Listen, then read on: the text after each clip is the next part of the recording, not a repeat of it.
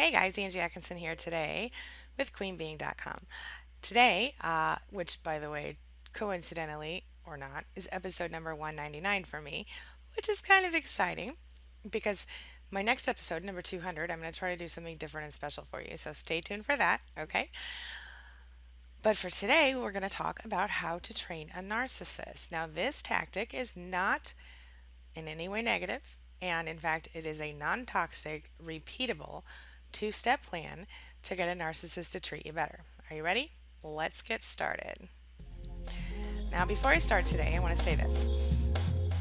Sometimes this isn't going to be effective, and I'm just going to say it right up front.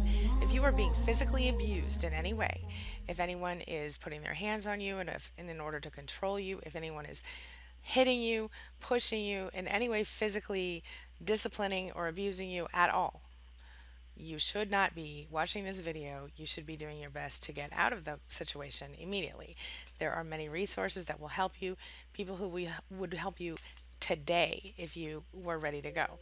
If you are interested in visiting queenbeing.com, you will be able to see exactly, what it is that you can do. There are tons of free resources there, and there are other resources available if you really need them. Reach out to me and I'll try to help you find them, or at least join our span group, which is support for people affected by narcissism. All right, I'm just going to get to it. I'm going to stop. I've heard I talk too much, so let's move along, shall we? Okay. So, look, sometimes you're going to find yourself in a toxic relationship with a narcissist. And even though you realize that your best option would be to leave or go no contact, because of course it is, it's not always a real possibility in real life. And quite honestly, I mean, in some situations, it's not an option at all. For example, even if you leave your narcissistic spouse, if you have a child together, you really have no choice but to continue to deal with that person until your child's at least 18, and then you're going to have to deal with grandkids and birthday parties and all this other crazy stuff.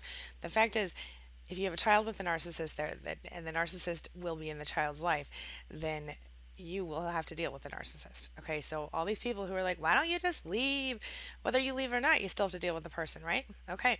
The other thing is sometimes maybe you're working with a narcissist and you can't quit your job for whatever reason. Like, I don't know, you need money, you need to eat, stuff like that. Okay. So, not that I'm negative or anything, but I get frustrated when people are like, you just have to leave. Well, of course you just have to leave, but sometimes you just can't leave. Okay. That's what I'm talking about today. All right. Not that, but this is why I'm sharing this type of advice with you. Okay. So if you want to comment, just leave, then go ahead. I respect that because I agree. Obviously, it's the best option, but please don't tear apart other commenters or anyone else in the world by not understanding that some circumstances don't allow that to happen. Okay? All right, moving right along. However, let me just put my caveat back out there as I just did. Physical abuse equals, you know, no dice. This is not for people being physically abused. Okay, this is only for people who are being emotionally and mentally abused, which is sometimes worse in certain ways. Anyway, not worse, but if it's bad stuff. Okay, it's like you can't see the scars, and it messes with your head in different ways. And anyway, we have other videos about that. So, what it comes down to is that there are two steps you can take to make a narcissist be nice to you. And here they are. Number one, do not reward bad behavior, okay, with the reaction that a narcissist is looking for. All right. So, you know, your only response to bad, quote unquote, bad behavior has to be the gray rock method. Okay. This can and may induce narcissistic rage. Yes. It may induce narcissistic injury, extreme gaslighting, and other forms of manipulation. You may feel angry and upset and want to react, but don't do it no matter what. You have to stay positive and you have to stay polite. It's going to feel hard at first. A couple of tips for you: stare off right past their forehead or over their shoulder and just focus on something else.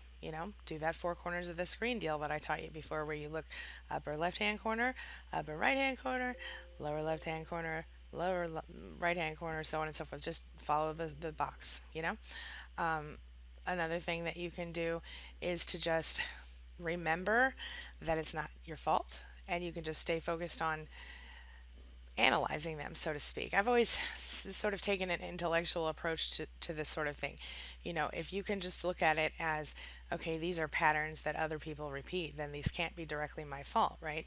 So if you're not being abused or you don't fear being physically abused, this can work. So this is step one. Do not reward bad behavior with the reaction they want. So if a narcissist comes to you and starts screaming and yelling, and normally you'd scream and yell back, don't do it. If the narcissist comes to you and wants you to, cry and says you're horrible and don't do things right and da da da da, and they try to make you cry, don't cry. If the narcissist comes to you and is so, any kind of negative interaction that you would have with a narcissist, you must discourage by not responding in the way that they desire. Okay. And you know what they want, because if they keep coming after you, and for example, if you never do the laundry right, or you're coming home too late from work, and really it's just because your hours are that way, and you're constantly fighting with the narcissist over something that isn't really a big deal or that isn't within your control. If you think about how you've reacted in the past when they brought that to you, react differently. If you've gotten upset, don't get upset. If just keep, don't give them any reaction at all, or only give them a very calm and polite reaction. Okay. Okay, I'll take care of that. Drop it. Don't continue. All right. Number two, the second and final step in this whole deal. Reward good behavior with what the narcissist needs from you, really: love, admiration, and his or her proper space on a pedestal, right?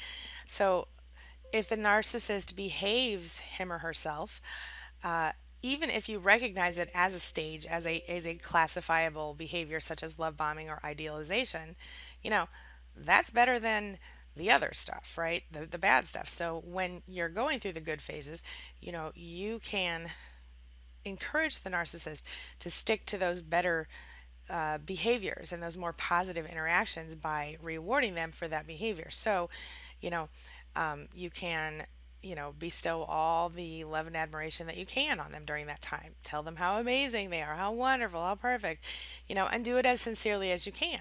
Okay.